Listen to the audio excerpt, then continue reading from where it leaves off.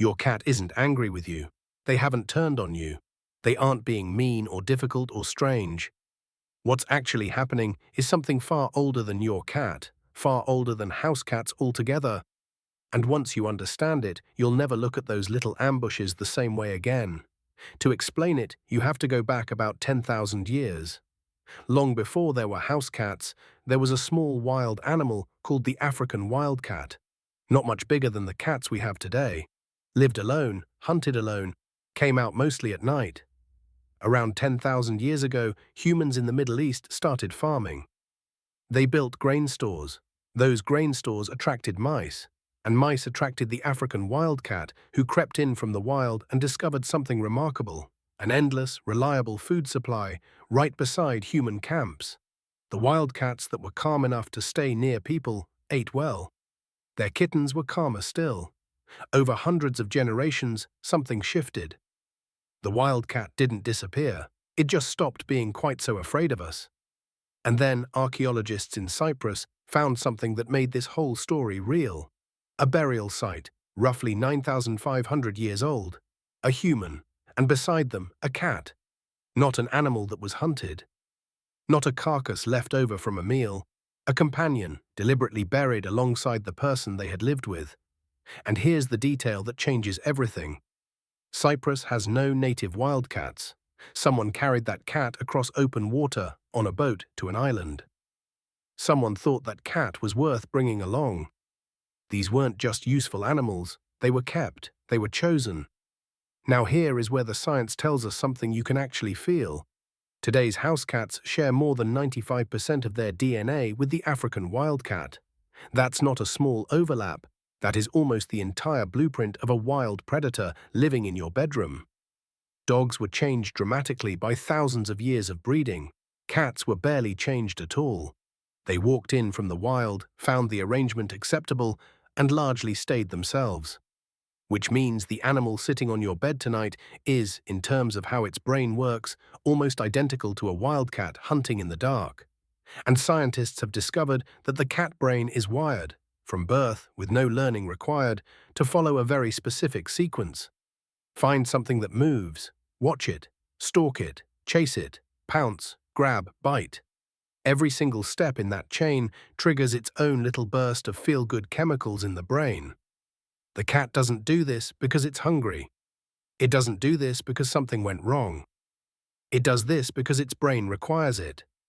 Researchers have found that cats who are never allowed to complete this sequence, never allowed to stalk, chase, and catch something, are far more likely to develop anxiety and behavior problems. The hunt isn't a game. It's a need. And this is where your feet come in.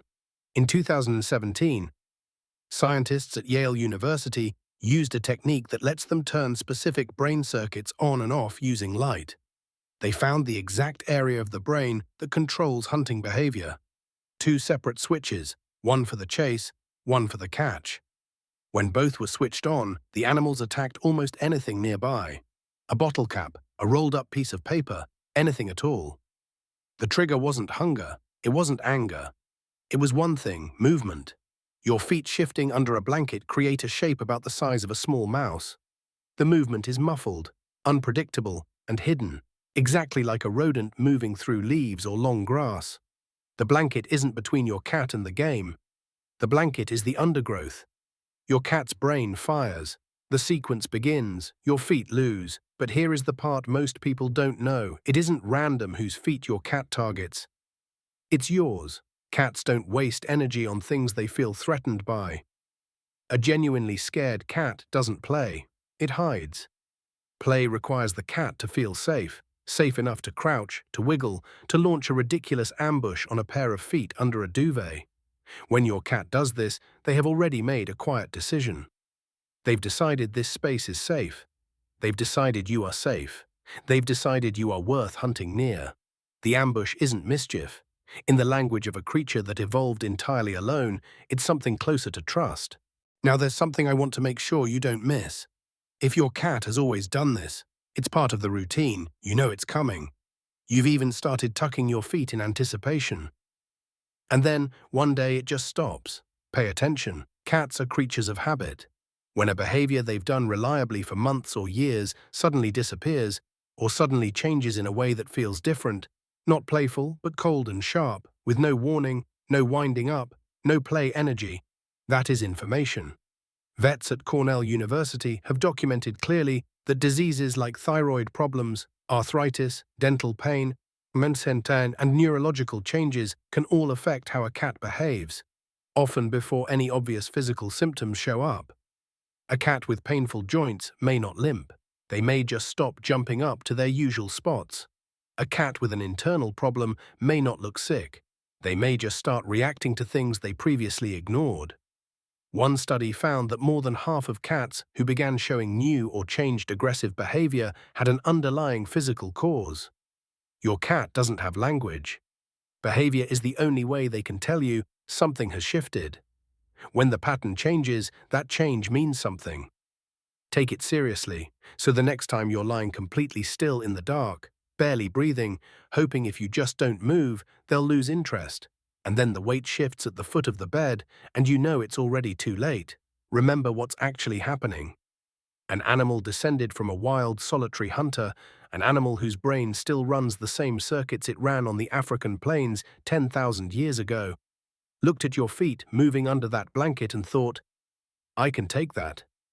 That's not bad behavior, that's not aggression, that's 10,000 years of evolution alive and well, expressed through one very focused ambush on a Tuesday night. Your cat didn't pick the hallway, didn't pick the windowsill, didn't pick the couch. They picked your bed, your warmth, your feet, because you are the territory worth hunting in. You are the home base safe enough to play. And if you think about what it took for a wild, solitary predator to decide that, that's not nothing. If this changed how you see that small predator at the end of your bed, subscribe and leave a comment. I want to know, does your cat do this every night? Or only the moment you think you're finally safe? And if you want to understand why your cat sometimes stares at you, completely still, unblinking, directly into your eyes, for a long, slightly unsettling amount of time, that's the next video. And what it actually means will genuinely surprise you.